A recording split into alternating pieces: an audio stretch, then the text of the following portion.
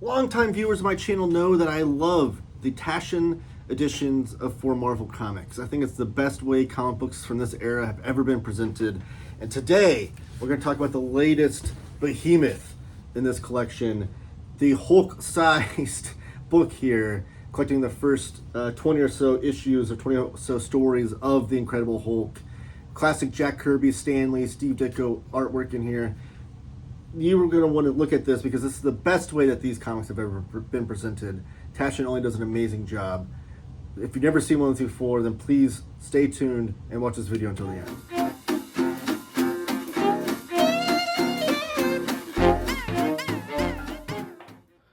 And we're back. My name is Taylor. This is Taylor Talks Comics. Thank you for joining me. Give the video a thumbs up. Comment down below with any of your thoughts throughout the duration of this video. And subscribe if you haven't already. And just a quick bit. Every Wednesday, I'm going live at noon Eastern on this very channel, so you want to subscribe so you don't miss that. But we talk about comic book news and just chat about comics. I'll let you guys kind of guide the conversation wherever it may go. But it's always a fun time, and all previous episodes for that, if you want to check those out, are under the live tab on YouTube. So yes, we have another Taschen edition. It's always fun setting up the camera for these because the book's so large. You can even see outside the board, which is normally covering on the whole back the back end of this paper, whatever, my overviews. But that just shows how large these books are. But yeah, this is Incredible Hulk. I'm so excited that Taschen came out with this. We don't even know what the next Marvel edition will be. My hope is Fantastic Four Volume 2, or perhaps Doctor Strange. The entirety of Steve Ditko's era Doctor Strange could fit into one of these big tomes. Let me know in the comments down below what you want to see from the Marvel Taschen editions if you collect these. But yeah, it has this beautiful fabric cover, which they've been known to do for these. The spine is amazing. Look at this. Giant Hulk lettering. I love that. The image of Hulk on the top. And then the years with Taschen at the bottom. And then the back cover is the cover of Tales to Astonish 75. And I love the way these look on the shelf. If you stay tuned till the end of the video, I promise I'll even show you guys what it looks like on the shelf with all my other Marvel Taschen editions, because I do have every single one of them. So there's a little bit for you to stay till the end. But let's open this puppy up and see what it looks like inside. So we have this white and green blown up panels that Taschen is known to do for these. And this one in particular might be my favorite sequence because this is a sequence of the gamma explosion. This is Bruce Banner looking through the binoculars at the test site with the explosion. He sees Rick Jones over here in the car just hanging out, playing his harmonica, and then he's running to save him before the bomb goes off. And then 3, 2, 1, 0, and then the story begins. Like, what a cool little opening sequence, right? But then we can finish it off here with the giant explosion. We got a fold out of Bruce Banner freaking out in that. Like it, I have to say that these blown up panels in this like one color with white doesn't always work for me in these Taschen editions, but this one really did. Like the opening sequence, it feels like the opening sequence to a movie. So we get a foreword here by Al Ewing, who wrote the most recent run of the Hulk, the Immortal Hulk, that got so much critical acclaim, and rightfully so. We have this blown up panel here, which is amazing. I think it's on the back cover. Yeah, it's the back cover image with the cover of Tales to Astonish 75 blown up. We have this artwork piece right here. Layouts by Jack Kirby, artwork by Bill Everett, and then Sam Rose on the lettering, Stan Lee on the art or the writing. Cool little original art piece. And then Douglas Wolk is writing Bombs and Monsters. And I couldn't ask for a better person to be writing this because Douglas Wolk is the guy that read all of the Marvels. He wrote a book about it called All the Marvels, where he read every Marvel comic from 1961 all the way through like 2020. And his book is amazing. Can't recommend it enough. But he knows all about Marvel history through that reading experience. And we get all the comparisons, the previous editions of where a character might have been called Hulk prior to the Incredible Hulk, where some of the ideas might have come for Jack Kirby, for Stan Lee through the creation of the Hulk character, some more original art pieces, some cool panels showing the different sequence of transformation, which are always fun to see with Jack Kirby and the Hulk character. Here's more original art pages. I love seeing like the paste ups of the lettering on top of the original art. Oh, here's the original art for the famous shirt of the Hulk where it says, what does it say on it? Here comes the Hulk, here goes the Hulk. Like that's the front of the t-shirt and that's the back of the t-shirt. I wish they'd reissue that t-shirt. Marvel should do that. Here's the famous Hulk crossover with the Fantastic Four. Maybe, well, it is the first crossover in the Silver Age of Marvel between two characters, two heroes. And so that's also the first Hulk and Thing fight, which would become a famous thing moving forward. I love this image that's even posted in here. These like fans of Thor and Hulk like battling each other with these giant posters with the giant faces on them. Like you watch any basketball game these days, or wrestling, pro wrestling, or whatever, some big sporting event, and people will have these giant pictures of people's faces. But it's one of the many things that Jack Kirby came up with the idea of years and years ago. But yeah, the introduction is amazing by Douglas Wolk. Here's a fanzine, California Pelican, with a far out issue showing off some stuff about Marvel Comics. More great original art pieces.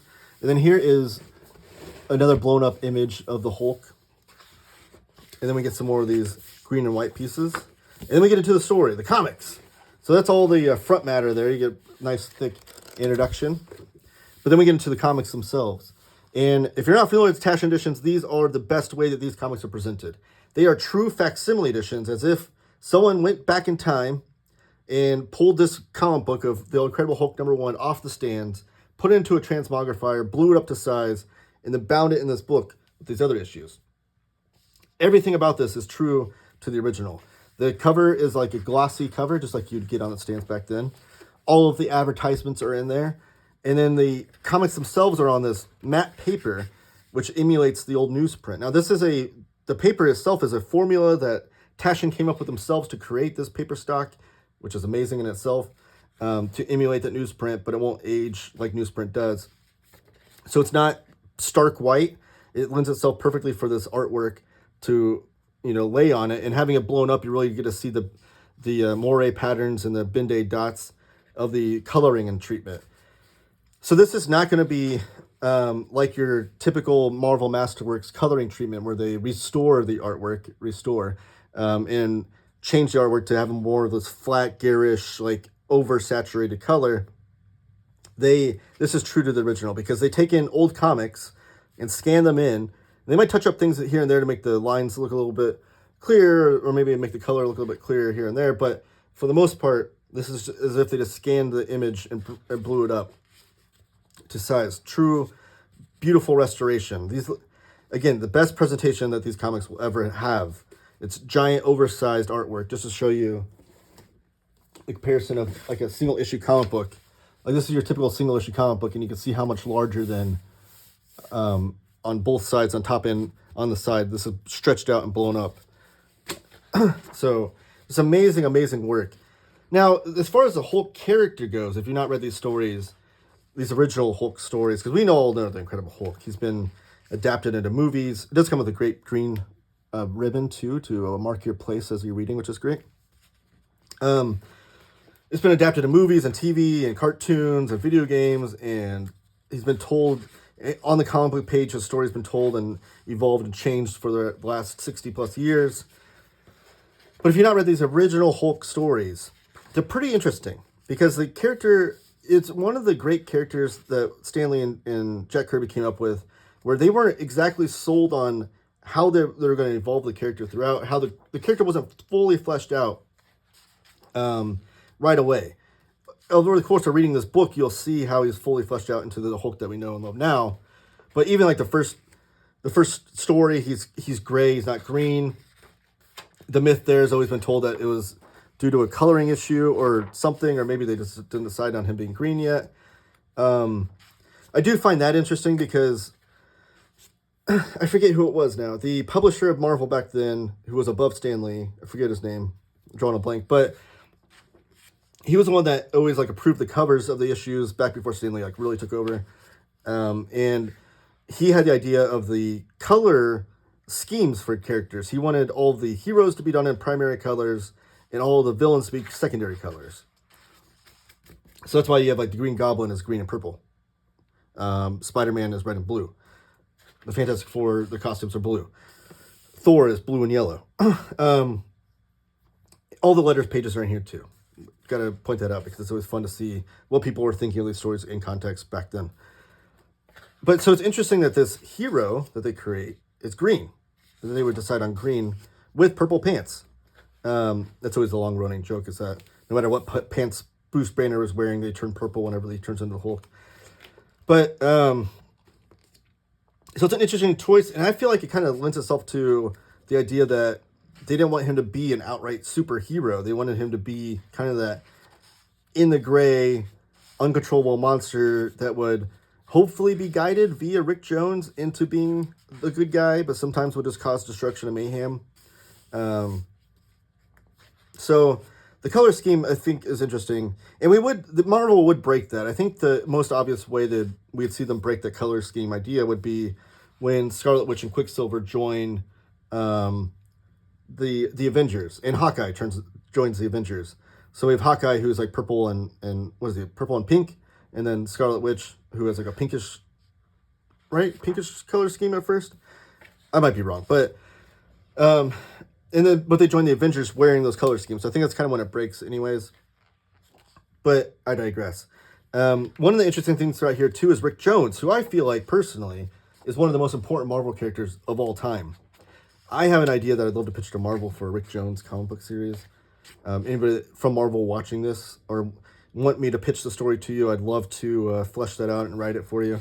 But I digress, because Rick Jones has touched so many important pivotal moments throughout the history of Marvel.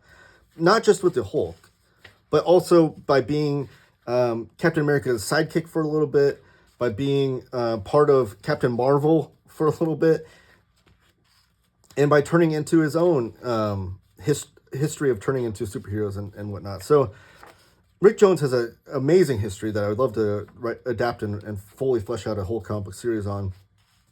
Like a 12-issue maxi series, perhaps. But I digress. That's another story for another day. So you see him throughout here. He's kind of like the point of view character for the reader to feel and see what's going on throughout this, because you can't use the Hulk as a point of view character because he's like this monosyllabic, giant monster. You can't really look at things through his point of view. But here's a great image that looks just like Jack Kirby. Is it perhaps? This issue was drawn by Dick Ayers, so maybe a tribute to him. It's not Jack Kirby in the story. But you do have a list of artists throughout here that are very interesting. You have Jack Kirby, you have Dick Ayers. You have some issues in here where Jack Kirby drew them and Steve Ditko inked them, which is really great. You don't see that a lot. Obviously, the most famous art that they did together where Jack Kirby drew it and Steve Ditko inked it was probably the cover of Amazing Fantasy 15 and Amazing Spider-Man #1. But you get full interiors in here drawn by Jack Kirby, inked by Steve Ditko. And then by the end here, so The Incredible Hulk lasted for 6 issues with his own title. And then he took over Tales to Astonish, where he's sharing it with Submariner here by issue 77. And these are great too, because these are just quick 10 to 11 page stories. So they're quick and snappy. Here's Jack Kirby on layouts, John Romita on the finished art. Here's a... I love this picture. This is Jack Kirby wearing the Incredible Hulk sweatshirt of the Here Comes the Hulk. There goes the Hulk. I need that. I need a shirt of Dr. Doom wearing that shirt is what I need. I'm going to keep that page because I'm going to post it on social media. Anyways. Oh, geez, I just bent that cover. Here's layouts by Jack Kirby, artwork by Bill Everett, the amazing Bill Everett, who is one of the most underrated artists of this era, I believe. And his finished work on top of Jack Kirby's layouts is just brilliant. Like, look at that amazing detail he adds to the Hulk. Like, this is a detail that you don't see every day of this era. Just all of his like feathering and inking involved in there. And then, but you can see still like the Kirby layouts and figures. Like, this is totally a Kirby panel of like the characters looking at the screen there, or looking at the reader. Just like amazing Bill Everett finishes on top of Jack Kirby's layouts. And that's what this is chock full of. But by the time you get to the end here, Hypno coin. I love these old ads. Oh, here's the great Thing sweatshirt too. It's clobbering time, and then the back was just the back of him with its clobbering time. And the back of his underwear said something too. I forget what it says. I think it says if you can read this, you're too darn close. That's what it said. And it's only $3.15 for that shirt. How cool! Marvel should reissue those. Why not? And then here we get art by Bill Everett and layouts by Jack Kirby still. So just amazing stuff right here as far as the artwork goes. And they are fully fleshed out by the whole character is fully fleshed out by the end of this. The next volume of this would be really, really great to have.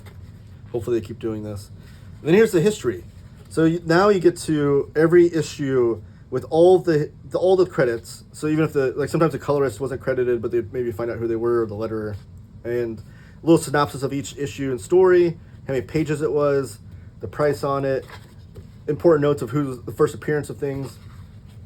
And you get that for every issue throughout this book. And then you get a no prize envelope, which is awesome to have. Here's this great piece. Who's that piece by? Hulk Leaps. Jack Kirby art used on the cover of Tales of Astonish. Oh, this is for a poster. That's a Jack Kirby piece. That face looks a lot different for the Hulk. I'm assuming Kirby inked this then. Yeah, because that looks a little bit different. A little bit different finish to this character, which is cool. And we get some biographies of some of the creators. All the creators in here. And then the end papers in the back. Amazing, amazing collection. Now let me go put this on the shelf to show you what these beautiful books look like. And here's my Taschen shelf showing off all my Taschen editions. That wasn't the greatest sound ever, but there it is. The Hulk with all the other Marvel editions on my Taschen shelf. Looks beautiful. Thank you guys.